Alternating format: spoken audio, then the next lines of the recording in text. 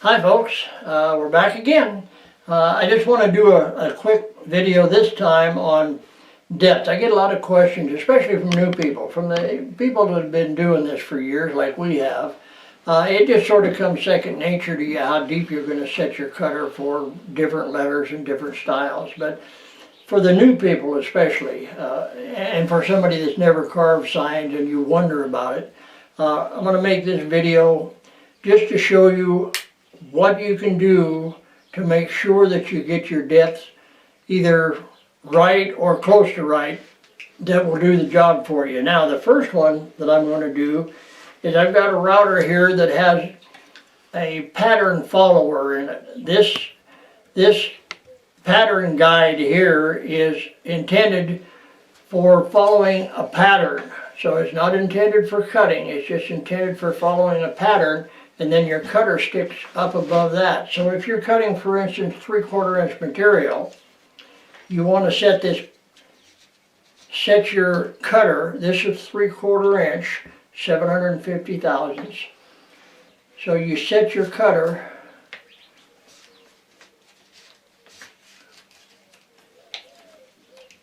well, in this particular case, you'd have to bring your cutter up a little bit out of your collet. It doesn't quite come through, and this is down to the maximum.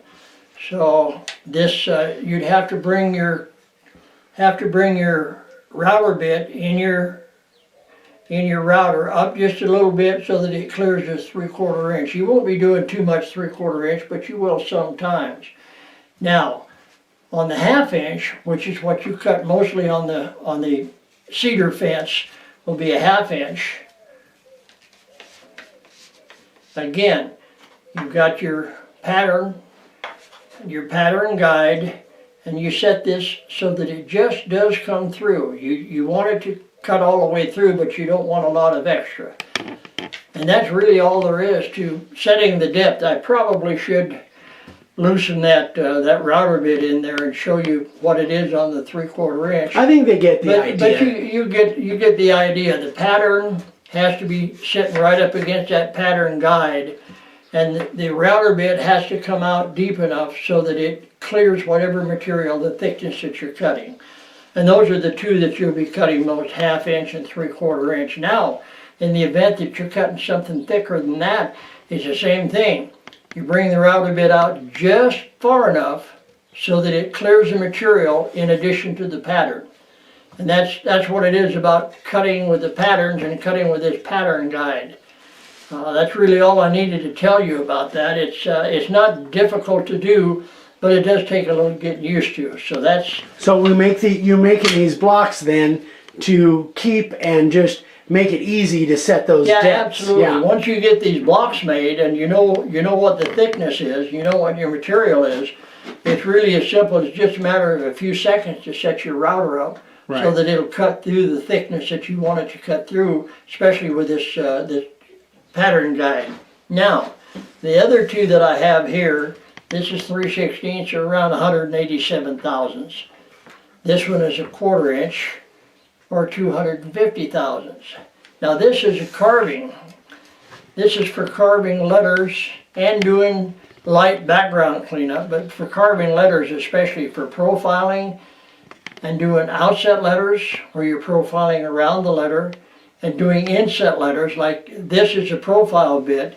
If you put a 60-degree bit in here for doing inset letters, it would be basically the same way to set your depth. So on this, most of what I recommend when somebody calls me on the phone or whatever, and they say, "Gee, how deep should I go on my cut, Dave?" Well, what I do is I just tell them about 187 thousandths. So this is 187 thousandths thick. I put it on there, and this is just a real fast way to tell if you're at the right depth. That's literally, you can set your cutters that fast. That's really all there is to it. Now, sometimes on a bigger sign, you'll want to go down to a 1/4 inch. And it's basically the same thing. You got your router base here, you set that there, where you can just feel the touch of it so that you know that you're about a 1/4 inch deep. And that's all you need to do. So if you have these made up ahead of time, and you have them marked, you know what your depth that you want to go, You just put those on there and set it, and that's all there is to it. Now, you notice that I made these out of plastic or wood. There's good reason for that. These are carbide bits. As long as you're using steel bits, it really doesn't matter. But if you're using carbide bits, carbide and steel are not compatible. If you take and just put like a square blade, a steel blade out of a square, put it up here and you slide it up against that carbide bit. If you slide it up against the cutting edge, probably 50% of the time, if you hit it just right, it's going to knock a chip out of there. And that's these bits are too expensive for you to just waste like that. Now, if you have to use metal, you can use aluminum. Aluminum and carbide are very compatible, and for some reason, aluminum won't chip carbide like steel will. You'd have to really whack it, and I doubt even then if you'd chip it. But if you use plastic, like this, or HDPE, which is a cutting material, or you use wood for your guides to set your depth, and you move them up against the cutter. You never have to worry about ruining your cutter. And cutters are expensive, so be careful with those. So all of these, just to reiterate, all of these depths and everything, most of these, especially on the carving ones, on the profile bit, would be applicable if they're using the bits that we recommend. That's a good point, son. Thank you for bringing that up. As you know, we have 4 router bits that we recommend. The 3 of them, the spiral bit for cutting out shapes, and the 60 degree, the 90 degree, I said 3, I meant 4. Yeah. And the profile bit, the 60 degree and the 90 degree, those are bits that we recommend. We also buy them in quantity, just so you can have a source for them in case you can't find them. But all of these dimensions that I'm talking about right now are for the bits that we have. Now, if you're using a straight bit, if you're using a core box bit, which is one with a radius on the bottom, or any other kind of bit, they don't necessarily apply to the depths that I've explained to you here. Right. I do this based on the router bits that we use. So I just, it's good that you made that clear, son. Sometimes I forget that stuff. Yeah, well, that's why I'm here. Yeah, that's why I taught you everything I know. Okay. Okay, now there's one other thing I want to mention, and this is just, when something turns out right for somebody, I like to mention it, and I've got a sign here that I want you to see. How's that, sonny? Yeah, hold it right there. I'll kind of zoom in a little bit. Okay.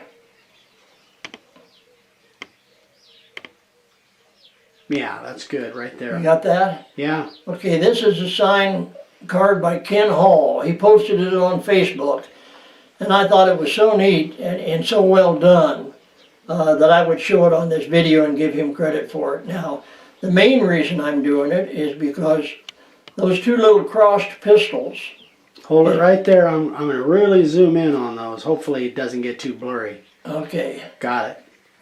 Those 2 little crossed pistols are one of the patterns, one of the spray patterns that we have in our Western template set.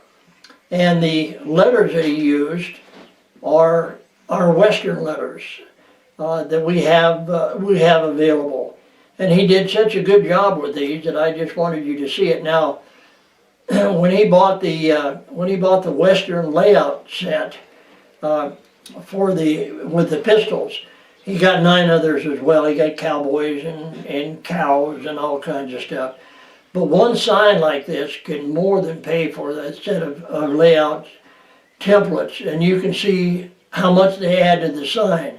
Now, he could have made the sign just protected by George without those pistols on there, and it would still be a nice sign, but nothing like what it is with those pistols on there. So that's great job, Ken Hall. Yeah, I just wanted to really give cool. Ken an appreciation on that. And thanks for posting that on YouTube. I stole it. On Facebook, not on YouTube. Yeah, we're posting it on YouTube. Yeah, we're on YouTube. He's on Facebook. Yeah. But I stole it. I didn't even get permission, but I'm giving him credit for it. So I'm sure it'll be all right. I hope it's okay, Ken. Yeah, I hope it's okay, Ken. Thanks a lot. All right, folks, that's it for this one, and we'll see you next time.